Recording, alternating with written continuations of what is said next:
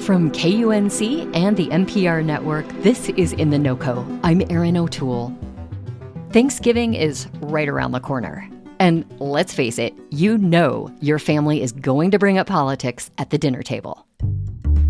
They'll talk about how Harris underperformed as a candidate, or who Trump picked for his cabinet, or 100 other things that'll make you feel a little bit less than thankful to be with your family on Thursday. Yeah, the menu this Thanksgiving is turkey with a side of amateur punditry. But we're here to help.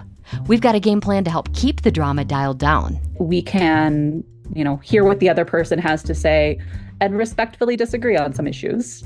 That's Natalie Pennington, an assistant professor of communication studies at Colorado State University. She studies the dynamics of friendships and relationships and the challenges of maintaining connections across the political divide.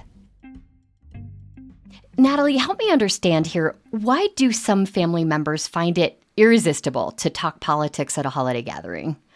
Part of it is maybe the timing, right? So we can acknowledge it's just after the election. It's the first time people get together. So it is something that's freshly in the news and people turn to. But I also just think some people do get excited about politics. And so that chance to sort of talk about and engage and share what they're thinking about current issues.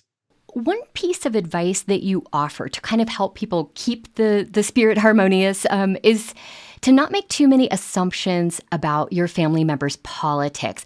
Talk about why that's helpful, and is it realistic?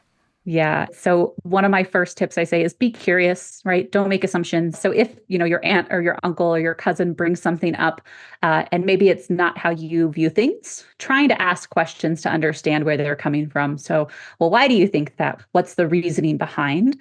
And that can allow us to sort of better understand instead of assuming that maybe they don't have good intentions. Why are questions more productive than just saying how you feel, stating your opinion? I think the questions opens up that opportunity for someone to understand that you want to know their point of view better. So instead of saying, well, I think this, which is not really allowing for continued dialogue, whereas a question says, okay, I'd like to understand. Could you tell me a little bit more about that? Why did you feel that way? Why did you vote that way? Whatever it may be. But it allows you at least the reason to understand behind instead of saying, oh, well, you did this to hurt me, or we just will always disagree with each other.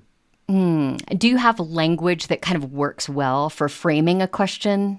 Yeah. One of the things that I suggest is the tell me more. And I use it in the classroom too, right? If I'm like, okay, well, could you tell me a little bit more about that? Right. So it's not even a question per se, but it is showing that curiosity. Can you talk more? So encouraging someone to share some of that. And then I think from there, it's well, how does that make you feel? Could you tell me some of the reasons why you feel that way about things, right? Just encouraging them to open up a little bit more can be really valuable.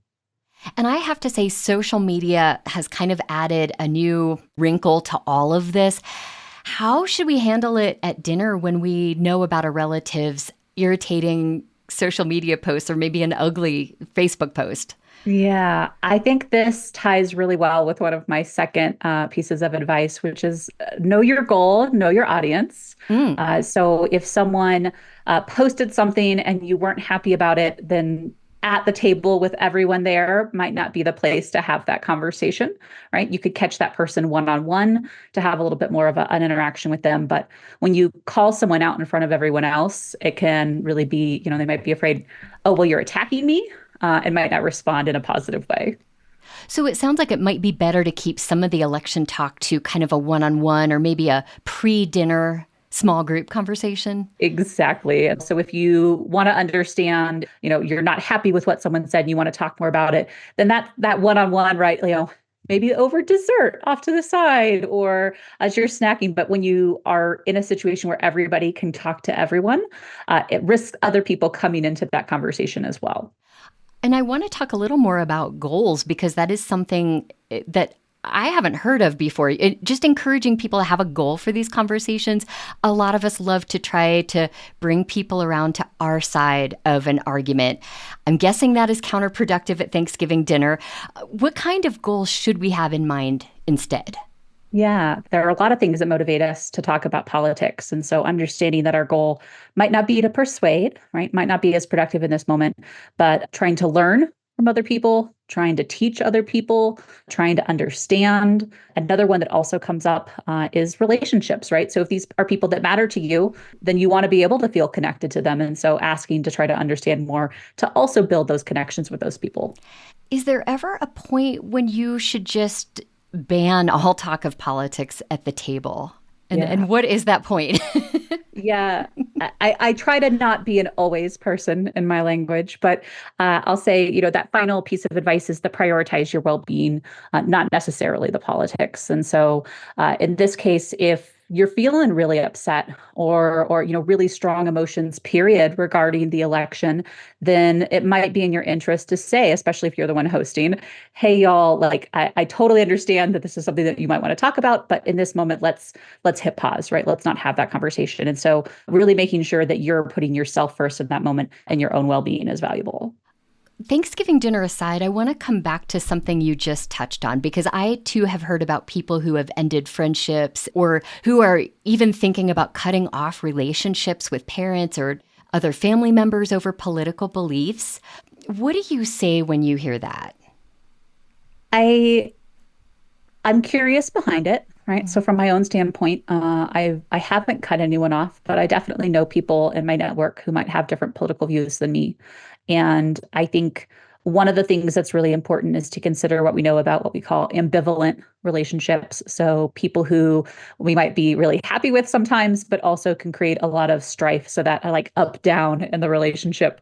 And those are uniquely bad for us. And so in this case, that's how do I resolve it? So if this person is really an ambivalent relationship, then it might be distancing myself from that person or cutting them off in some capacity or hitting snooze, right? You can snooze people on social media for 30 days. On Facebook anyway. Right. And so that's, giving your mental health a sort of pause on that relationship. Also, then if those people are important to you, right? So people are saying, I don't want to talk to this person, but it is somebody you're like, oh, it's a parent, it's a child, it's a romantic partner. Then that's where I really encourage people to focus on the relationship itself, right? Leading with you're important to me, you matter, and then trying to kind of understand a little more. Kind of prioritize the relationship over the politics. Yep. And that's where separating those two things, right? Maybe we decide, okay, we're not going to talk about this, right? So this is a zone that we will not go into. And that's works for some people. Natalie, I have to say this interview has made a holiday dinner sound like such a minefield. Is there anything good about talking politics at a holiday? Oh, gosh, yes. These are what make us informed citizens. It's important to have these conversations. It's also important to talk across differences, to hear those cross-cutting or divergent views. I think the most productive conversations happen when everybody who enters into that knows kind of why they're having that interaction versus, if you're forcing it on someone when they can't walk away from the table, it might not be the time and place. Natalie Pennington is an assistant professor of communication studies at CSU. If you're interested in learning more, we'll include some links in our show notes and at KUNC.org. That's it for In The NoCo today. We wish you all a very happy Thanksgiving, and we'll be back with you on Tuesday. I'm Erin O'Toole. Thanks so much for listening.